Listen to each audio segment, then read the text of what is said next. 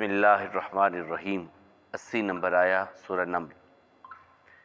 اِنَّكَ لَا تُسْمِعُ الْمَوْتَى وَلَا تُسْمِعُ الصُّمَّ الدُّعَاءَ إِذَا وَلَّوْا مُدْبِرِينَ وَمَا أَنْتَ بِهَادِ الْعُمْيِ عَنْ ضَلَالَتِهِمْ إِن تُسْمِعُ إِلَّا مَن يُؤْمِنُ بِآيَاتِنَا فَهُمْ مُسْلِمُونَ۔ صدقت یا رب العالمین۔ اِنَّ یقیناً کا تو لا نہیں تسمع سنانے والا الموتا مردوں کو، وا اور لا نہیں تسمع تو سنانے والا الصم بہروں کو، الدعا پکار، اذا جب ولو پھر جائیں وہ، مدبرین پیٹھ پھیر کر، وما اور نہ ہی انت تو بہادی ہدایت دینے والا ہے، رہنمائی کرنے والا ہے، یا اندھوں کی، ان ضلالتہم ان کی گمراہی میں، ان یقیناً تسمع تو سنانے والا ہے، الا مگر من اس کو، یؤمنو جو ایمان لاتا ہے، بآیاتنا ہماری آیات پر، فہم پس وہ مسلمون یقیناً فرما بردار ہیں، یقیناً مطیع ہونے والے ہیں۔ کل ہم نے پڑھا اللہ احکم الحاکمین فرماتے ہیں یہ قرآن واقعات بیان کرتا ہے بنی اسرائیل پر وہ جن کے بارے میں وہ خود اختلافات کا شکار ہیں، اور یقیناً یہ ہدایت ہے، رحمت ہے ایمان والوں کے لیے، اور یقیناً آپ کا رب فیصلہ کرے گا اپنے حکم سے ان کے درمیان، اور وہ غالب بھی ہے جاننے والا بھی ہے۔ اے پیارے محمد صلی اللہ علیہ وسلم، آپ اپنے رب پر بھروسہ کیجئے، یقیناً آپ واضح حق پر ہیں۔ بنی اسرائیل کے بارے میں جو کل بھی ہم نے بات کی تھی کہ اللہ تعالیٰ نے جو بیان کیے قرآن کریم میں ان کے بارے میں معاملات، کہ جس طرح اونٹ کے گوشت کے حوالے سے کل بات کی تھی کہ وہ حضرت یعقوب علیہ السلام نے اپنی بیماری کی وجہ سے چھوڑ دیا، ان لوگوں نے اپنے آپ پر حرام کر لیا۔ جب رسول اللہ صلی اللہ علیہ وسلم نے کھایا تو یہ کہنے لگے یہ کیا ہو سکتا ہے، ہمارے تو حضرت یعقوب علیہ السلام نے تو اس کو کھایا نہیں، ہمارے نبیوں نے کھایا نہیں، آپ کیسے کھاتے؟ تو اللہ تعالیٰ نے کہا میں نے تو حرام کیا ہی نہیں تھا، وہ تو اپنی کسی بیماری کی وجہ سے انہوں نے چھوڑ دیا اور تم سب حرام سمجھ کے بیٹھ گئے۔ اور اسی طرح جو ہے کچھ چیزیں ہم نے تم پر حرام کی تھیں، چربی کو حرام کیا تھا، ایک ناخن والے جانوروں کو تم پر حرام کیا تھا، وہ تمہاری اپنی کرتوتوں کی سزا کے طور پر ہم نے کیا تھا، تمہاری سزا کے طور پر ان کو کیا تھا۔ پھر اسی طرح عیسیٰ علیہ السلام کے حوالے سے ان کے اندر جو اختلافات آئے، اس طرح بہت ساری اور بھی مثالیں یقیناً تھیں۔ اس کے بعد اللہ تعالیٰ رسول اللہ صلی اللہ علیہ وسلم سے کہہ رہے ہیں اِنَّكَ لَا تُسْمِعُ الْمَوْتَى، اے محمد صلی اللہ علیہ وسلم آپ مردوں کو سنا نہیں سکتے، جو مردہ ہیں انہیں آپ نہیں سنا سکتے۔ یہ اصل میں تو ان کے لیے ہے جو سامنے موجود بھی تھے تو مردہ تھے، جو سامنے موجود بھی تھے سنتے بھی تھے لیکن نہیں سنتے تھے۔ وہ کہتے ہیں سوئے کو جگانا آسان ہے، جاگتے کو جگانا مشکل ہے۔ جو جاگ رہا اسے جگانا مشکل ہے، سویا ہوا ہے اسے جگانا آسان ہے۔ یہ سارے ضدی ہٹ دھرم آپ کے سامنے ہے، یہ ابو جہل ہے، ابو لہب ہے، جو بھی ہیں، ان میں زندگی نہیں ہے، یہ چلتی پھرتی لاشیں ہیں جو صرف اپنی ضد اور ہٹ دھرمی اور اپنی چدراہٹ کے جو ہے چھن جانے کے خوف سے آپ کی بات نہیں سن رہے۔ دوسرا اس میں دوسری حقیقت بھی ہے اور وہ بالعموم ہے کہ مردے نہیں سنتے۔ ہم جتنے مرضی شور شرابے کر لیں، جتنی مرضی کہانیاں سنا لیں اور جو کچھ بھی کر لیں، یہ کہانیاں رہ جائیں گی، حقیقت اس میں کچھ نہیں ہوگی۔ قبرستان جاتے تو ہم کہتے نہیں السلام علیکم یا اہل الدیار من المؤمنین والمسلمین، وہ تو بیچارے پوری دعا بھی نہیں پڑھتے نا، تو وہ جواب دیتے ہیں تو سلام کہتے ہیں، جو جواب نہیں دیتا اسے سلام کہتے ہی نہیں ہیں۔ چاند جواب دیتا ہے؟ نہیں دیتا، تو ہم کیا کہتے ہیں؟ اللہم احلہ علینا بالامن والایمان والسلامت والاسلام ربی وربک اللہ، تیرا رب بھی اللہ ہے، ہمارا رب بھی اللہ ہے۔ ہم اسے کہہ رہے ہوتے ہیں نا، چاند کو کہہ رہے ہوتے ہیں۔ حجر اسود ہے، پتھر ہے، بولتا نہیں۔ رسول اللہ صلی اللہ علیہ وسلم کے بڑے پیارے جن کے بارے میں کہا میرے بعد اگر کوئی نبی ہوتا تو یہ ہوتے، عمر رضی اللہ تعالیٰ، جن کے بارے میں کہا اللہ نے ان کی زبان اور دل پر حق کو جاری کر دیا، ان اللہ جعل الحق علی لسان عمر و قلبہ، عمر کے دل اور زبان پر اللہ نے حق کو جاری کر دیا۔ حجر اسود کے سامنے کھڑے ہیں، بوسہ لینے سے پہلے کہتے ہیں انی اعلم انت الحجر، میں جانتا ہوں تو پتھر ہے، لا تضر ولا تنفع، صحیح بخاری کی روایت ہے، نہ تو نقصان دے سکتا ہے نہ فائدہ دے سکتا ہے۔ پھر سوال پیدا ہوتا ہے اگر نفع نقصان تو پھر اسے بوسہ کیوں دے رہے ہو؟ انہوں نے ساتھ ہی جواب دیا انی رأیت رسول اللہ صلی اللہ علیہ وسلم یتقبلک، میں نے دیکھا رسول اللہ صلی اللہ علیہ وسلم نے تجھے بوسہ دیا تھا، اس لیے تجھے بوسہ دے رہا ہوں کہ آقا نے تجھے بوسہ دیا تھا۔ یہ عقیدہ بیان کر دیا۔ تو پتھر سن رہا تھا، اسے جو کہا انی اعلم انت الحجر، تو پتھر ہے، وہ کون سا سن رہا تھا؟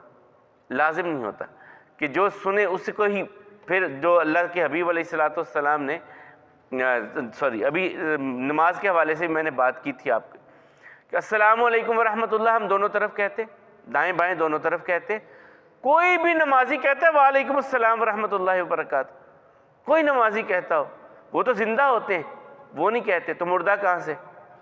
تو ہماری خود کی بنائی ہوئی جو چیزیں ہیں وہ ہم جیسے مرضی بناتے رہیں، اور یہ سب سے بڑی چیز ہے جس کے ساتھ توحید میں شرک کی ملاوٹ کی جاتی ہے۔ بات تلخ ہے لیکن سچ ہے، اگر یہ آج عقیدہ یہ صرف درست ہو جائے نا کہ مردے نہیں سنتے تو پھر ان کو پکارنے کا مطلب ہی کوئی نہیں۔ جو ان کے درباروں پہ جا کر کے مانگ رہے ہیں وہ جب انہیں پتہ ہے سنتے نہیں ہیں تو پھر ان سے پکارنا کس کو؟ اللہ تعالیٰ کہتے ہیں تم جن کو کہہ رہے ہو انہیں تو خود پتہ نہیں ہے کہ میں انہیں قبروں سے کب نکالوں گا، وما یشعرون ایان یبعثون، کب انہیں میں نکالوں گا قبروں سے، ان کو اس بات کی بھی خبر نہیں ہے جنہیں تم سمجھتے ہو کہ یہ ہماری سن رہے ہیں۔ اور اس کو بات کو کہاں کہاں تک بڑھا دیا جاتا ہے، کہاں کہاں تک پھیلا دیا جاتا ہے کہ وہ سن رہے ہیں، اور اللہ کے بارے میں ہم کتنے بڑے گستاخ بن جاتے ہیں۔ اتنی بڑی گستاخی اللہ کے بارے میں ہم کرتے ہیں کہ وہ نہیں سن رہا جی، وہ قبر میں مدفون بزرگ تو سن رہا ہے، اللہ نہیں سن رہا، وہ ہزاروں کلومیٹر سے سن رہا ہے اور وہ قریب سے نہیں سن رہا، کیا بات ہے؟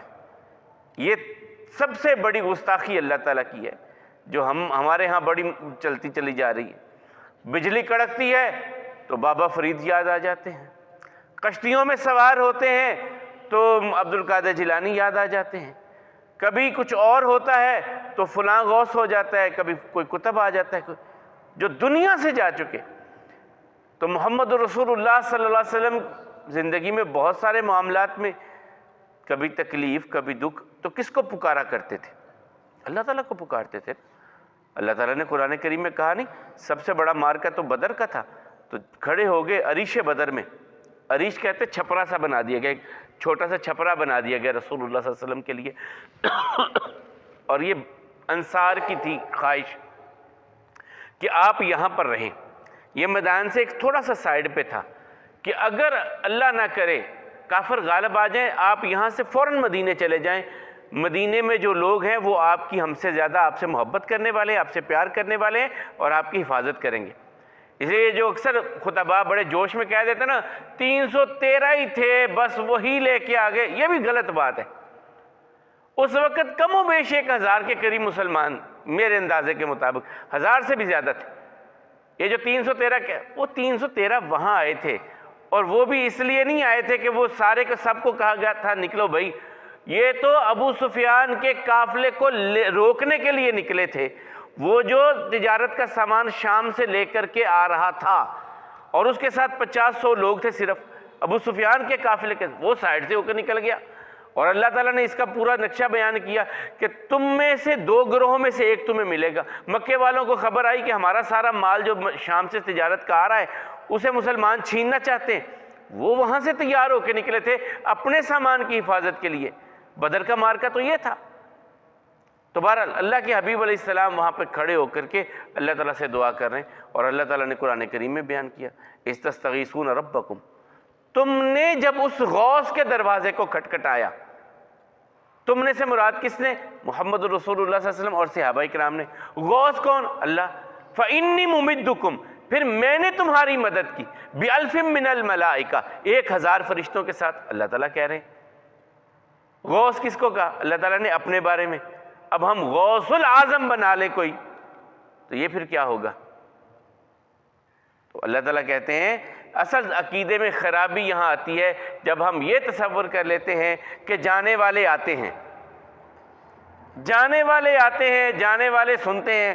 جب یہ خرابی آ جاتی ہے تو پھر آگے دروازے کھلتے چلے جاتے ہیں، جو مرضی آگے بناتے چلے جاؤ، جو مرضی تصور کرتے چلے جاؤ.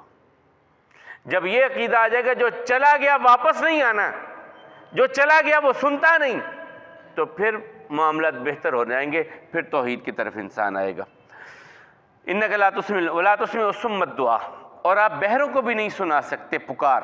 دعا کا مطلب کیا ہوتا ہے؟ بلانا، پکارنا، آواز دینا. دعا کا مطلب آواز دینا، پکارنا. تو اللہ تعالیٰ کہتے ہیں وَلَا تُسْمِعُ الصُّمَّ الدُّعَاءَ، اور جو بہرے ہیں آپ ان کو بھی اپنی پکار نہیں سنا سکتے. اِذَا وَلَّوْا مُدْبِرِينَ، اور ہو سکتا ہے کہ بہرا آپ کے سامنے ہو، آپ اشاروں کنایوں سے اسے بات سمجھا لیں، لیکن جو منہ دوسری طرف کر کے آپ سے چلا جائے آپ اسے ایک تو ہے بہرا، وہ سن نہیں سکتا، ایک وہ آپ کی طرف دیکھ نہیں رہا، اس نے آپ کی طرف پیٹھ کر دی ہے، اسے بھی آپ نہیں سمجھا بھی نہیں سکتے. تو اللہ تعالیٰ کہتے ہیں ان کافروں کا معاملہ یہ ہے کہ یہ بہرے ہی نہیں ہیں، یہ پیٹھ پھیر کے جانے والے ہیں، اس لیے آپ انہیں نہیں سنا سکتے. وَمَا أَنْتَ بِهَادِ الْعُمْيِ، اور آپ ان کو بھی ہدایت نہیں دے سکتے جو اندھے ہیں. ہدایت دینا تو یہ تو اللہ کے اختیار میں ہے. اِنَّكَ لَا تَهْدِي مَنْ أَحْبَبْتَ، جس سے آپ محبت کرتے ہیں آپ اسے ہدایت نہیں دے سکتے. ہدایت دینا میرے رب کا کام ہے. اللہ کے نبی دعا کر سکتے تھے کہ یا اللہ ان کو ہدایت دے، دعا کر سکتے. وہ دعا انہوں نے زندگی کی آخری لمحے تک انسانیت کے لیے انبیاء کرام نے دعا کی، لیکن ہدایت دینا یہ اللہ تعالیٰ کا کام تھا. تو اللہ تعالیٰ کہتے ہیں وَمَا أَنْتَ بِهَادِي، اور نہیں آپ ہدایت دینے والے العمی، جو اندھے ہیں ان کو، عن ضلالتہم، ان کی گمراہیوں میں. ان تسمعوا، ہاں آپ سنا سکتے ہیں، الا من یؤمن بآیاتنا، اس کو جو ہماری آیات پر ایمان لاتا ہے. وہ سنتا ہے آپ کی بات، وہ سمجھتا ہے، اور وہ فرما برداری بھی اختیار کرتا ہے، وہ تسلیم بھی کرتا ہے، وہ مانتا بھی ہے، وہ اپنے رب کے احکامات کو سمجھتا بھی ہے. وہ سمم بکمن ہو کر کے گر نہیں پڑتا، بلکہ اپنے رب کے احکامات کے بارے میں غور و فکر کرتا ہے، تدبر کرتا ہے، سوچتا ہے، سمجھتا ہے، پھر اسے اپنی زندگی میں لانے کی کوشش کرتا ہے. یقیناً آپ نہیں سنا سکتے مردوں کو، اور نہ آپ سنانے والے ہیں اپنی پکار ان بہروں کو جو پیٹھ پھیر کے چلے جائیں، اور نہ آپ ہدایت دے سکتے ہیں اندھوں کو ان کی گمراہی میں. یقیناً آپ ان کو سنا سکتے ہیں جو ایمان لاتے ہیں ہماری آیات پر اور وہ فرما برداری اختیار کرنے والے ہیں. کل ہم نے رسول کریم صلی اللہ علیہ وسلم کے حوالے سے دعا پڑھی تھی.